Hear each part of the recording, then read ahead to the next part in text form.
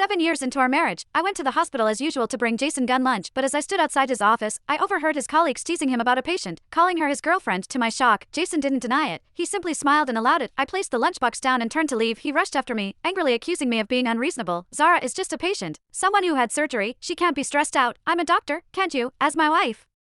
Understand that, in the past, I would have exploded, causing a scene and making the entire hospital chaotic, but now, I didn't care anymore. Chapter When Jason Gunn got home, I was already lying in bed. He had messaged me last night, saying he was at the hospital because of stomach pain, so I called him, but his phone was off. I woke up early today to make him some soup and bring it to the hospital. If I hadn't seen him laughing and flirting with Sarah Ferguson, I would have genuinely been concerned.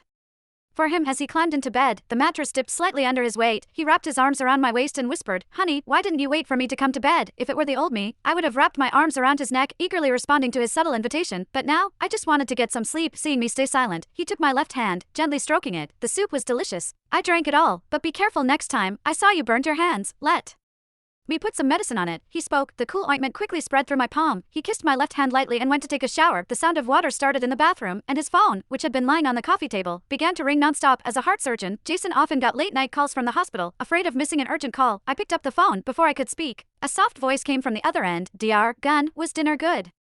I learned a new recipe and will make you meatballs tomorrow." Before I could respond, the phone was snatched away from me. "I told you not to pick up my calls." Jason's voice was sharp, his hand brushed against my burn, and the force was so strong it tore a layer of skin. Blood began to flow. I gasped, clutching my hand. Jason, after telling the caller to call back later, grabbed my wrist roughly. "You're an idiot. You can't even cook and still try to make soup. Now, look, you've burnt yourself."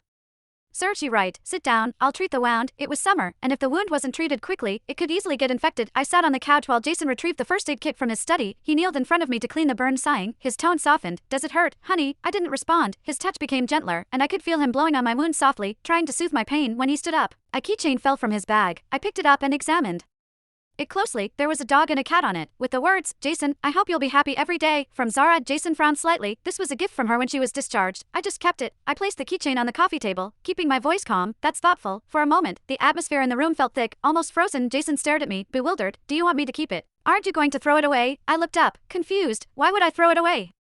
A good doctor-patient relationship is something to be happy about. His surprise was exactly what I expected. In the past, I would have been angry and thrown away anything related to another woman, but now, these small tricks didn't stir any emotions in me. He seemed to want to say more, but suddenly there was a loud thunderclap, and the entire room plunged into darkness. The power had gone out. Chapter I couldn't help but flinch when the lights went out, and Jason immediately pulled me into his arms, speaking softly to calm me. "Don't be scared, I'm here." I had mild night blindness, so the dark terrified me. Jason whispered reassuring words as he reached for the candles. Just then, his phone rang again. The sound of Zara crying echoed loudly in the otherwise quiet room. "Dr. Gunn, the power's out at my place, and I'm really scared. I can hardly breathe right now." Without a second thought, Jason